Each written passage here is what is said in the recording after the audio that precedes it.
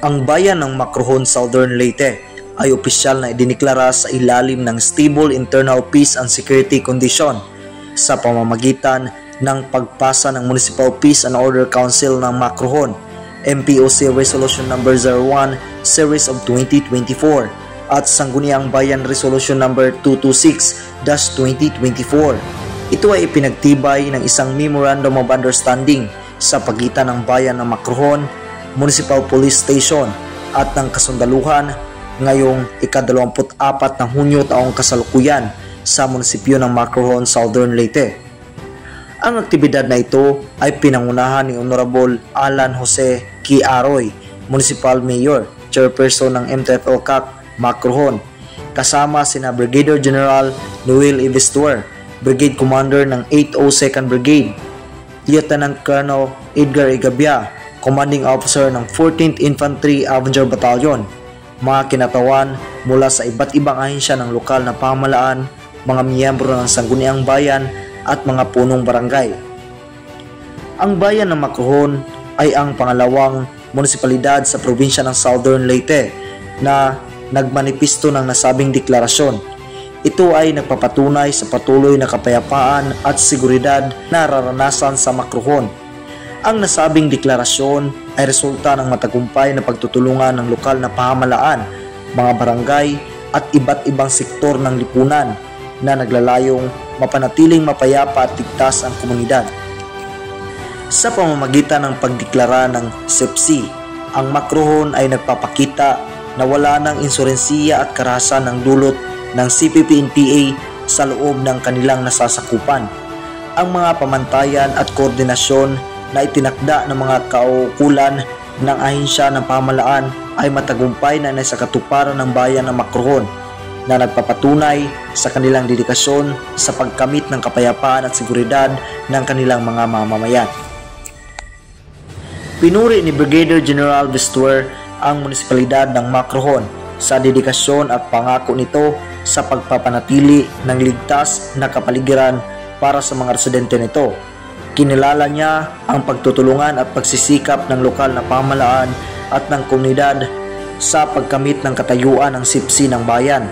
Binigyang din niya ang kahalagahan ng pagkakaisa sa pagpapanatili ng kapayapaan at seguridad, hindi lamang sa Macrohon kundi maging sa buong lalawigan ng Southern Leyte. Macrohon is the second municipality that declared the municipality as SEPSI.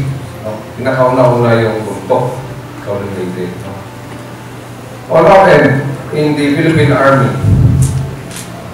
we envision an area to be peaceful, to end the local communist conflict. And in order to do that, dapat masatisfy natin all the necessary requirements. We could say na peaceful na dito sa lugar, stable and internal peace security condition, which was explained in the AVP a while ago. So, as I said, 4 years na ako dito sa Leyte, what I could say is that ang ini-envision naming lugar sa tibuok na area, na nasasakupan sa 2nd Brigade, nakikita na ako diri sa Macrohon. Kaya nga, ako sa kalugar para consider namin nanalo na tayo sa kalaban, dapat wala ng New People's Army. Wala ng NPA. Sa mensahe ni Mayor Aroy, ipinahayag niya ang kanyang pasasalamat sa lahat ng mga stakeholder na tumulong upang madeklara ang kanilang bayan na SEPSI. Ang positibong epekto ng tagumpay na ito sa pag-unlad ng munisipalidad at sa kapakanan ng mga residente nito. Hinikayat niya ang lahat na patuloy na magtulungan upang mapanatili ang kapayapaan at seguridad sa bayan ng Macrohon. Ang lokal na pamahalaan ng Macrohon, Southern Leyte, kasama ang mga kasundaluhan at iba't ibang kawani ng pamahalaan at iba't ibang sektor ng lipunan ay patuloy na magtutulungan upang panatilihing mapayapa at ligtas ang kanilang bayan. I Major Deputy Force Commander of the First Southern Leyte Provincial Mobile Force Company.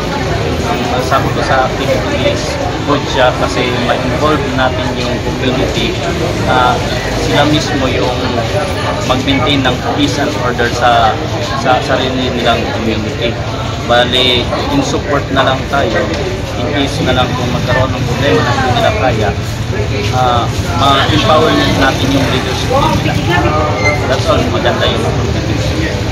Today, we are proud to inform everybody that the municipality of Macrohon is our commitment to declare for our sustainable internal peace and order condition in our municipality. We commit our municipality to remain peaceful.